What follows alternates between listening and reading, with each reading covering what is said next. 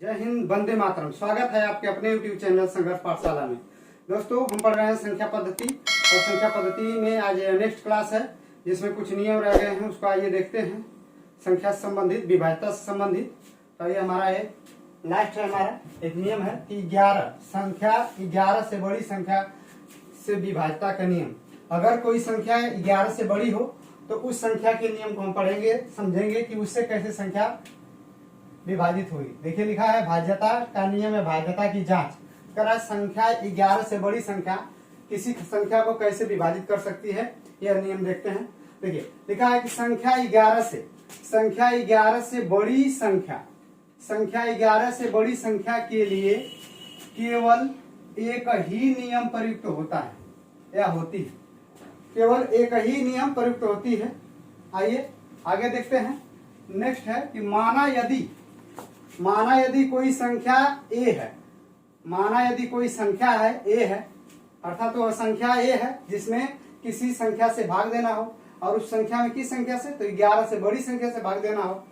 और यह संख्या a जो संख्या हमने माना है वह संख्या 11 से बड़ी संख्या, जैसे वह संख्या क्या हो सकती है, x बराबर मान लेंगे 12 हो सकती है, 13 हो सकती है, 14 हो सकती है, 17 हो सकती है, जैसे बड़ी मतलब यह सभी संख्याएं क्या है, 11 से बड़ी है। और इनसे विभाजित होने के लिए जो अगली संख्या आएगी वह तभी विभाजित होती है जब वह संख्या, कौन संख्या, जो मानी गई संख्या है x के गुणनखंडों से, अर्थात जिससे विभाजित करना है, जिस संख्या से उसे भाग देना है, उसके गुणनखंडों से विभाजित होती है। यदि वह संख्या जिससे भाग देना है यदि उसके गुणनखंडों से विभाजित होती है तो वह संख्या x से, अर्थात वह संख्या x से का मतलब 11 से बड़ी संख्या से विभाजित होगी। क्या होगी, बड़ी संख्या से विभाजित होगी। देखिए तो संख्या x के गुणनखंडों का मौसक कितना होना चाहिए, 1 भी होना चाहिए।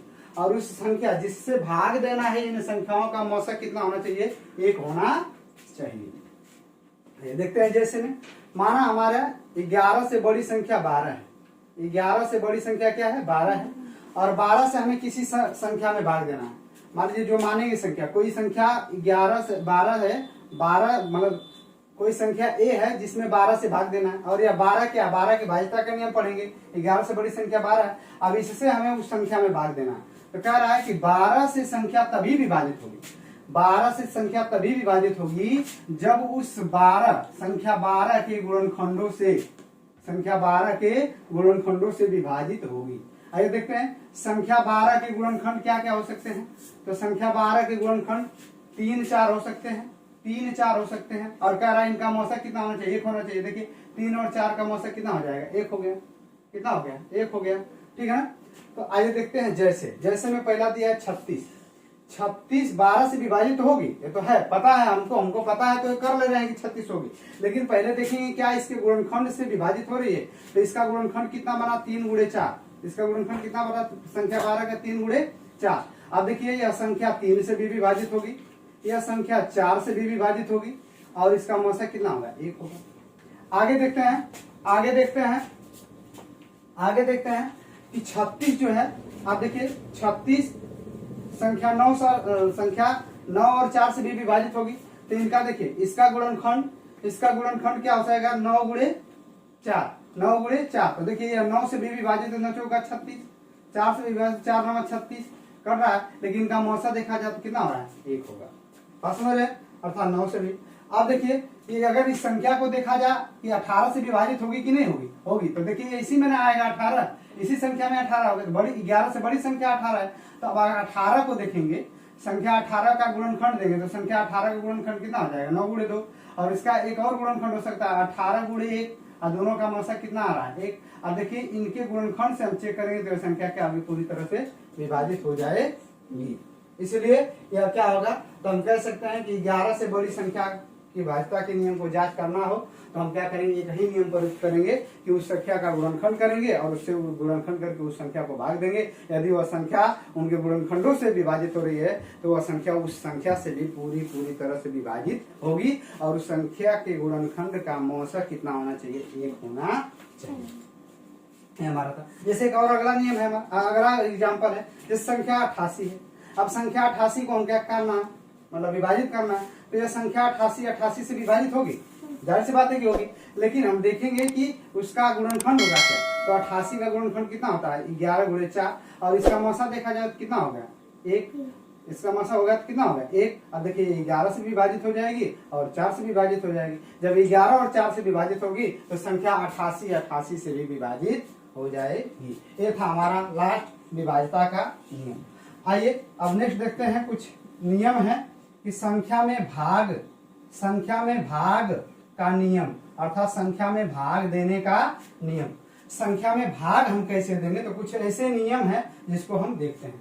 तो पहला नियम हमारा है, यदि किसी संख्या में कोई भी संख्या हो, देखा जाए, यदि किसी संख्या में संख्या 5 से भाग देना, यदि किसी संख्या में संख्या 5 से भाग देना हो, तो संख्या 5 में 2 से गुणा करके, 2 से क्या करते हैं, गुणा कर देते हैं। अब गुणा करके उसके गुणनफल से तब क्या कर देते हैं, उस संख्या में भाग दिया जाता है, उस संख्या में भाग दिया जाता है। और जिस संख्या में भाग देते हैं उसमें भी 2 से गुणा किया जाता है। यह हमारा नियम है पहला, संख्या में भाग देने से नियम। जैसे संख्या आ जाइए, पहला हमारा है जैसे 36 में हमको 5 से भाग देना है। 36 में हमें 5 से भाग देना है, तो हम क्या लिखेंगे, इसको हम लिखेंगे 36/5। तो 5 में जिससे भाग देना है उसमें किससे गुणा करना है, 5 में किससे गुणा करना है, संख्या 2 से गुणा करना है। किससे गुणा करना है, संख्या 2 से। तो जब हम लिखेंगे तो ध्यान रखिएगा, संख्या 2 हो गया, तो 5 गुणे 2, और गुणे उस संख्या में हम 2 से भी गुणा करेंगे तो हो जाएगा कितना। जब इसको हम लिखेंगे तो यह हो जाएगा 36 गुणा 72, आए हो जाएगा 5 गुणा के 10। और जब यह भाग देंगे हम भाग देंगे, अब 10 से भाग आसानी हो गया, जब भाग देंगे तो एक अंक पे 10 में हम क्या करेंगे, लगा देंगे। ये हो जाएगा हमारा आंसर। इसी प्रकार अगर संख्या हमारी दी थी 432 में हमें 5 का भाग देना है। जब 432 में हमें 5 का भाग देना है तो हम क्या करेंगे, इस संख्या में भी 2 से गुणा करेंगे और इस संख्या में भी 2 से गुणा करेंगे। देखिए गुणा हो गया ना, इसमें क्या हो जाएगा, गुणा हो जाएगा। और यही कहा है कि संख्या 5 में कितने से गुणा करना है, 2 से। जब गुणा करेंगे तो ऊपर का गुणा हो जाएगा 4, ये हो गया 6, ये हो गया 8, और नीचे कितना हो जाएगा 10। और जब भाग देंगे तो कितना जीरो, 1 जीरो है, तो 1 अंक जीरो पीछे से लगा करके हम छोड़ देंगे। ये हमारा हो गया। अब देखिए इसी प्रकार यदि संख्या 25 से किसी संख्या में भाग देना हो, यदि इसी प्रकार किसी संख्या में 25 से भाग देना हो, तो उस 25 में हम किससे गुणा करते हैं, 4 से करते हैं। किससे गुणा करते हैं, 4 से करते हैं। आइए देख लेते हैं।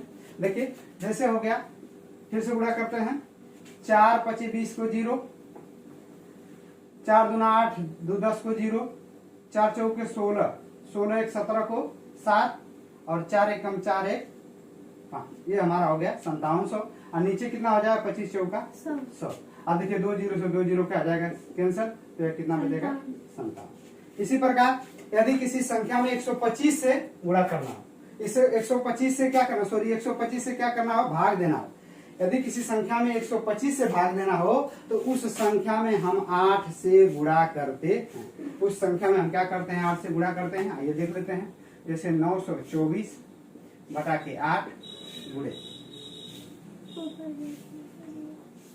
924, यहाँ आ जाएगा 125 गुणे 8, और ऊपर भी 8 से। 8 चौक कितना लिखेंगे, 8 चौक को 32 को 2, 8 दूना 16, 3 19 को 9, 8 9 72, 1 73, और नीचे हम 125 का गुणा कर देंगे तो कितना हो जाएगा, 1000। कितने अंक का दशमलव लगेगा, 3 अंक पे, तो 4.39। ये होता है हमारा भाग का नियम। आइए देखते हैं कुछ और नियम है जो नेक्स्ट देखते हैं।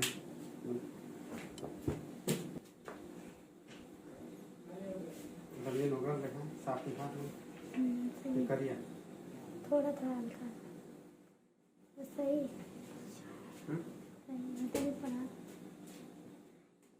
आइए नेक्स्ट देखते हैं। नेक्स्ट नियम है जो संख्या संबंधित नियम, जो भाग का नियम है। कह रहा है कि यदि लगातार भाग की क्रिया हो रही है, किसी संख्या में क्या लिख रहा है कि लगातार भाग की क्रिया हो रही है। यदि लगातार भाग की क्रिया हो रही हो तब हम क्या करेंगे, किस नियम का प्रयोग करेंगे। जैसे नियम लिखा है a भागे b भागे c भागे d। देखिए लगातार भाग हो रहा है ना संख्या में, तब हम इसको नियम के अनुसार क्या लिखेंगे, पहली संख्या को ऊपर लिख करके बाकी की संख्या को गुणा करके नीचे कर देते हैं, ऐसे भाग देते हैं। ठीक है, पहली संख्या को ऊपर और बाकी संख्या को आपस में गुणा करके उन्हीं संख्याओं के गुणनफल से क्या कर देते हैं, भाग देते हैं। पहली संख्या को अंश में लिखते हैं और बाकी के संख्या का गुणनफल अर्थात गुणा करके उसे हर में लिख देते हैं और इसी संख्या से क्या करते हैं, भाग करते हैं। आइए जैसे देखते हैं, संख्या 434 भागे 4 भागे 2, तो लिखेंगे संख्या 436 भागे 4 भागे 2, तो लिखेंगे 436 बटा के इन दोनों संख्या का क्या करना है, गुणनफल, तो लिख सकते हैं 4 गुणे 2। अब इसका भाग देंगे, 4 एक कम 4, 0 नहीं भाग जाएगी, 0 बढ़ाएंगे, 4 9 36। अब 2 से इसे भाग करेंगे, 2 पचे कितना हो जाएगा 10, फिर 2 चौक कितना हो जाएगा 8, 1 बचा दशमलव जाएगा, 2 पचे 10, तो ये हमारी कितना हो जाएगी संख्या 54.5। ऐसे हम नियम जैसे जब यदि लगातार भाग की क्रिया हो रही हो तो इस नियम के तहत हम क्या करते हैं, संख्या से भाग देते हैं।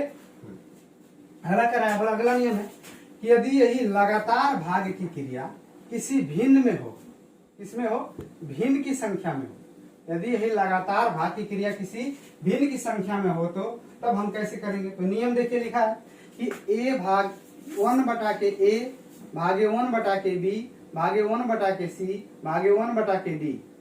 तब इसको भाग करने के लिए करेंगे, पहली संख्या को जैसे का तैसे रख देंगे, बाकी की संख्या अर्थात इन हर वाली संख्या का आपस में गुणा करेंगे और इसे गुणा करके उस संख्या के अंश में रख देते हैं। देखिए अंश में रख देते हैं, जैसे b गुणे c गुणे d, देखिए अंश में आ गया और ये वाली हर वाली संख्या से उसमें हम क्या करते हैं, भाग करते हैं।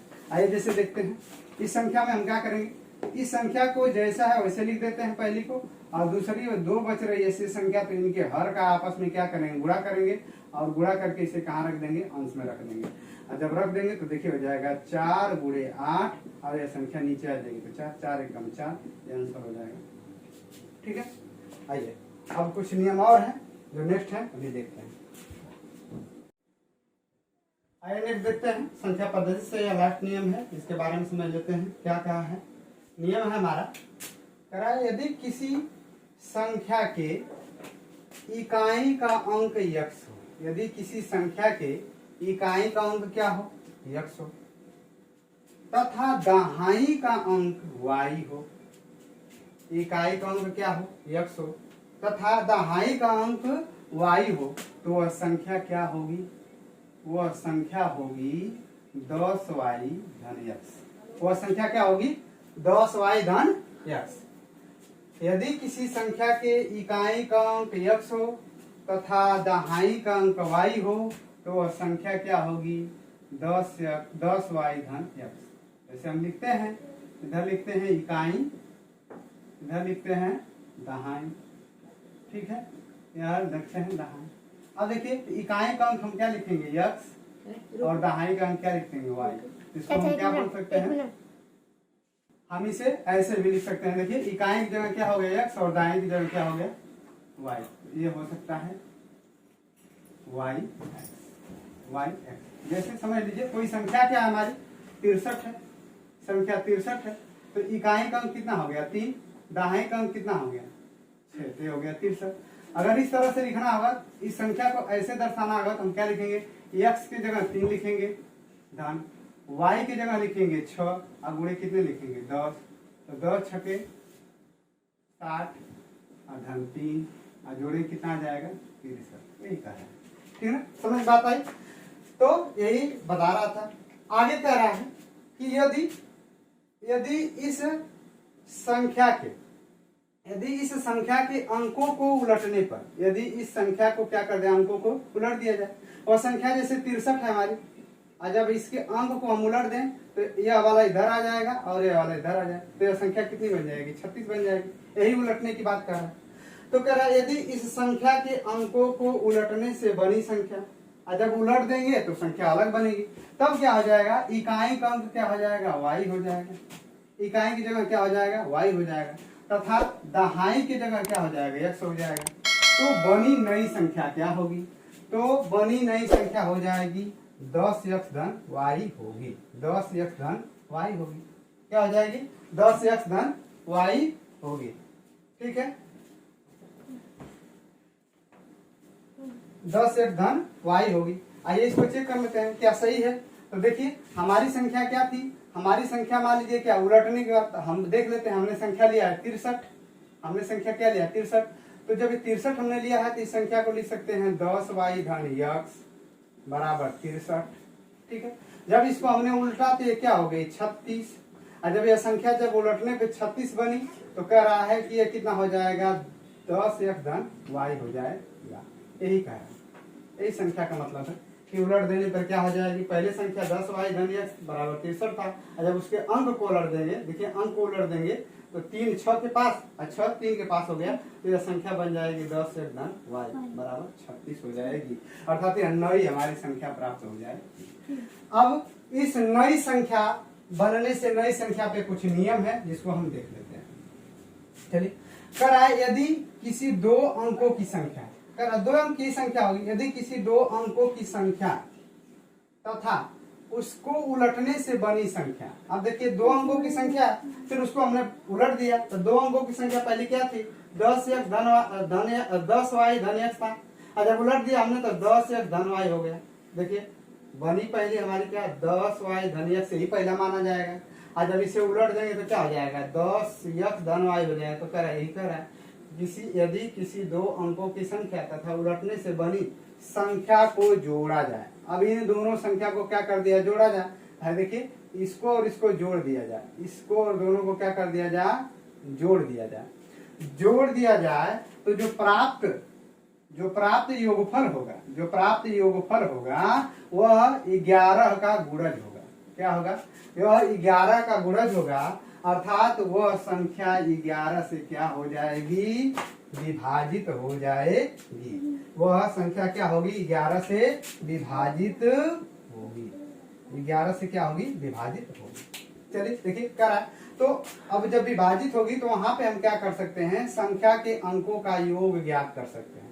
संख्या के अंकों का क्या कर सकते हैं, योग ज्ञात कर सकते हैं। तो क्या करेंगे, देखिए संख्याओं का योग, क्या करेंगे, संख्याओं का योग, और उसमें हम क्या कर देंगे, 11 से जब भाग देंगे तो वहां पे हमके संख्या के अंकों का योग प्राप्त हो जाएगा।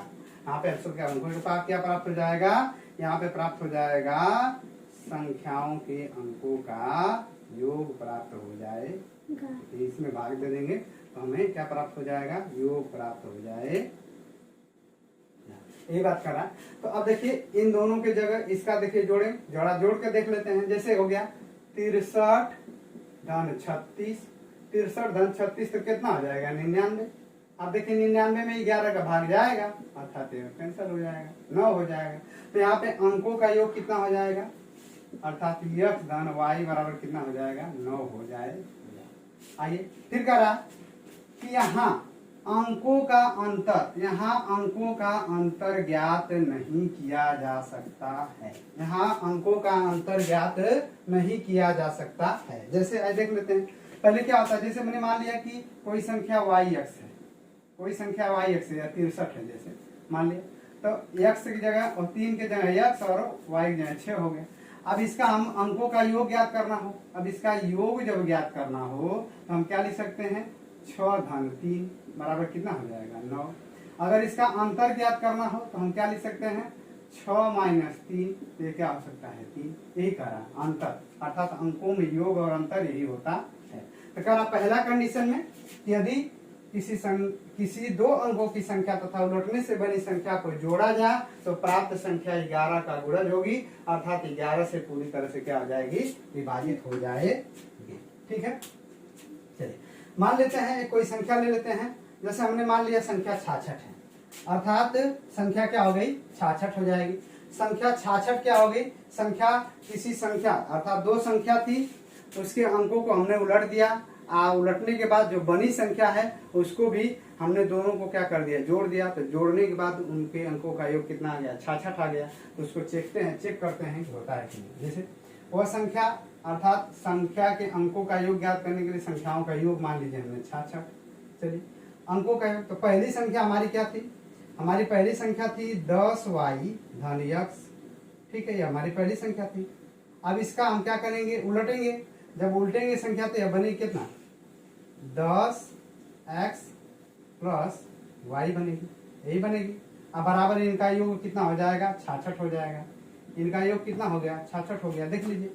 अब देखिए इधर की संख्या को हम जोड़ते हैं। जब ये संख्या को जोड़ेंगे तो कितना हो जाएगा, ये हो जाएगा 10y धन x धन 10x धन y इक्वल टू 66। अब देखिए x को x में जोड़ेंगे, y को y में जोड़ेंगे तो हो जाएगा 11y धन 11x बराबर 66। अब यहाँ पे हम क्या कर सकते हैं, देखिए तो y धन x, अब देखिए 11 दोनों में कॉमन है तो इसको कॉमन कर लेंगे, बराबर 66।